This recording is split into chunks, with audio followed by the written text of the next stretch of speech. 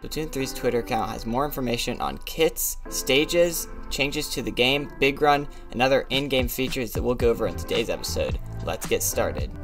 Before we continue forward, I'd like to thank all of you for the watch time and the subscriptions you've been giving me lately. Of course, that's by watching all the way to the end of the video, subscribing, and liking the video. It helps the channel a ton, and it helps me a ton. Thank you guys so much for the support, and we'll jump right in. First thing first is the weapon kits that we have got more information on.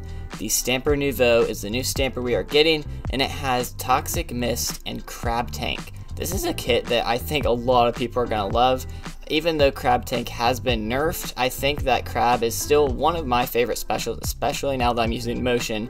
And Mist is very good for keeping them, stuck, and then you can use your stamper to hit them. I personally don't like the Splatoon stamper, but it's okay. It's, one of those weapons that I don't personally currently like, but I've said that about a lot of weapons, and then like a week later I'm like, guys, I like this weapon. So I think it was a great kit, and I think we could really work some good stuff with this. Next is the S-Blast. A lot of people are so happy about this. It got Burst Bomb and Booyah Bomb.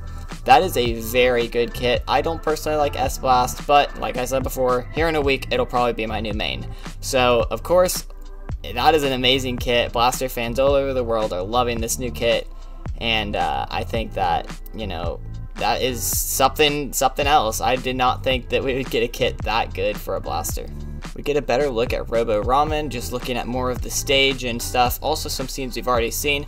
It also has a lot of funny scenes with them making the ramen and stuff, the little jellyfish in there, and it's actually just a really nice scene. If you watch the actual music video, I don't know if it'd be a music video, but the actual video has the Chirpy Chips song in the background, and it's just really good. I honestly really like this video, and I want Splatoon to do more, like a video for every stage. That would be super cool. We also did get a better look at Bluefin Depot, but I wasn't able to find that video to actually download and show you guys, but it is on Nintendo's Twitter page, so you guys can see it there, I'm pretty sure. And but aside from that, it looks like that we are just getting an all-around better view of this season, and we pretty much have all the information on weapons aside from one last kit, the Empery Splat Dualies. We do not have the kit for that. We know it has Curling Bomb, and we are assuming that it has Inkjet, but we just don't know, which is very interesting. I think that it's possible to get Inkjet, but what if we get something totally random like Kraken? Like, you never know. You never know, Splatoon. We also have these two very interesting pictures. They look like they are selfies taken by two Inklings, one in Bluefin Depot and one in Robo Ramen. Now, of course, these pictures could just be Nintendo advertising for Splatoon on their Twitter page, and they could also just be advertising for their stages, just cool look. But I actually think that these are selfies that, of course, you can already go into camera mode when on recon in a stage, and you can take pictures, but you can't use a selfie mode. And I think that these Inklings do have phones. We've seen it. We know they have phones. I think it would just be super interesting if you could just turn on a different camera angle and it was the phone's selfie mode. I think this will be implemented, and I think that you can hope for it, but I wouldn't get your hopes up too high because, Nintendo likes to be really weird with everything they do, and it's always hard to tell. I know I'm super late to this, and I know that this was literally already announced on Splatoon, but there is Big Run December 1st to the 3rd.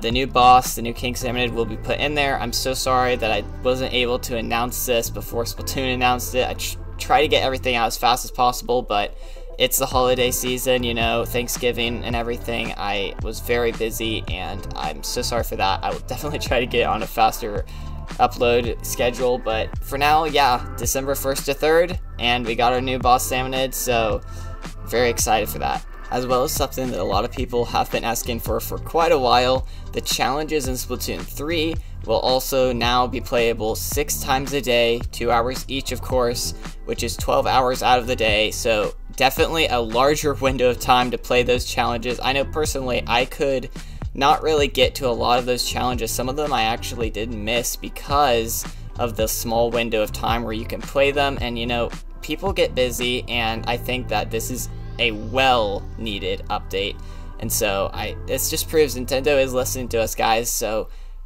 continue telling Nintendo to add back in specials, continue telling Nintendo to add in new subs, continue talking, continue asking, and maybe it will be done someday. But that is all for today's episode. Thank you guys so much for watching all the way to the end and subscribing if you have not done that. Make sure to leave a like on the video if you liked it, because that does help move it up the algorithm, help more people get this information. And of course, like always, I'll see you all on the next one. Later, guys.